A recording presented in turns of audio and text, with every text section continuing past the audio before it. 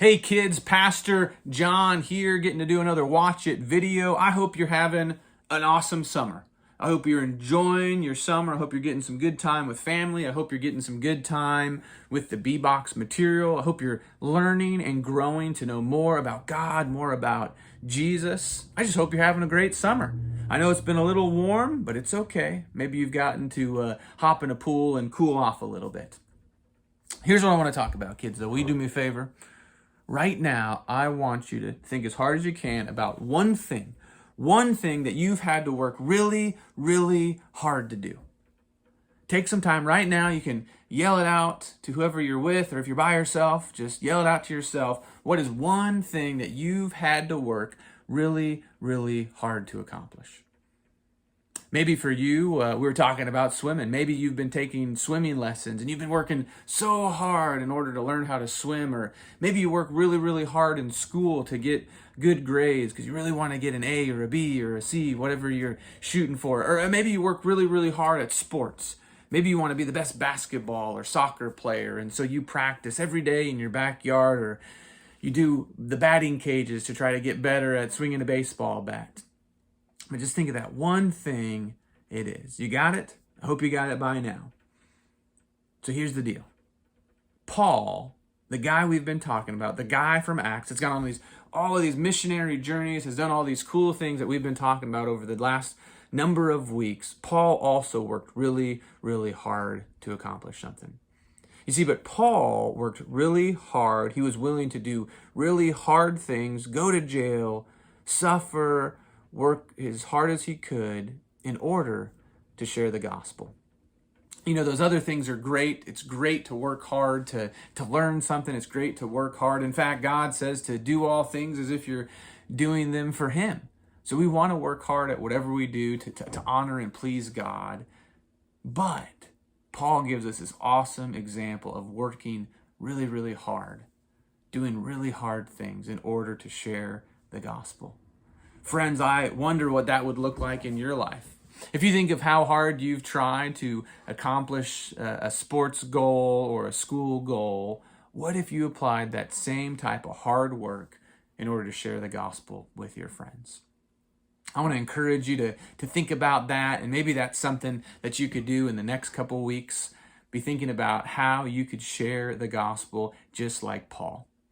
I'm going to share a little bit of our story. Our story this week is from Acts chapter 24 through 26, and it's Paul again. Paul's been imprisoned by Governor Felix, and he's kind of hanging out, and they don't know what to do with Paul. He's been causing a ruckus because he's been sharing the gospel, and that upsets the Jewish leaders, but the Romans aren't sure what to do with them. So Felix kind of takes the easy way. He doesn't work hard to resolve the situation. Instead, he just takes the easy way and imprisons Paul. And Paul gets stuck there for 2 years and just kind of hangs out with Felix. Now, Paul is sharing the gospel during this time, even when he's in prison and chains. And then Felix retires. And then this new governor comes in town, and his name is Festus. Can you say that with me? Festus. Festus. Now, I doubt any of you are named Festus, and if you are, I'm sorry. That's a unique name. I'm trying to be polite. It's kind of a weird name, right? Festus. It sounds like something rotting. So if your name is Festus, I sincerely apologize. But anyway, Festus also doesn't know what to do with Paul. And so Paul's stuck. There's people trying to kill Paul. He's not sure what to do. So Paul appeals to Caesar, which all that meant is Paul was a Roman citizen. So as a Roman citizen, basically, just like a trial or a court date, he could appeal to the highest power, which at that time, governmentally, was Caesar. So Paul says, I want Caesar to hear my case. Well, that kind of created a problem because Festus didn't really know what Paul did wrong.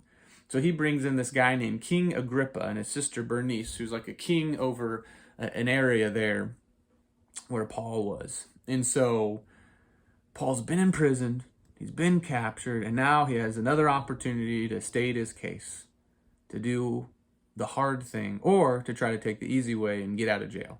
So what does Paul do? Well, Paul's shown over and over he's willing to do the hard thing. So Paul, in front of all these powerful people, just like God said he would do at one point, Paul shares the gospel again. And this King Agrippa guy is funny because Paul, they don't know each other. Paul gives him the gospel, tells him about what God's done in his life. And King Agrippa says, You would expect in such a short time for me to believe? And Paul says, whether short or long, that basically that Christ would have you, that God would get in your heart, and that someday anybody who hears the gospel would accept Christ. You see, Paul wanted people to know Jesus. That's what Paul was focused on. And friends, I hope you do as well. Because here's the good news.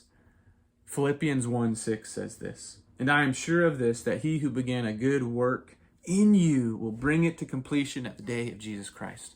Paul worked so hard to share the gospel with people because he knew that if they heard it, if they believed it, even just a little bit, if God started to do that work in their hearts, God would see it to completion.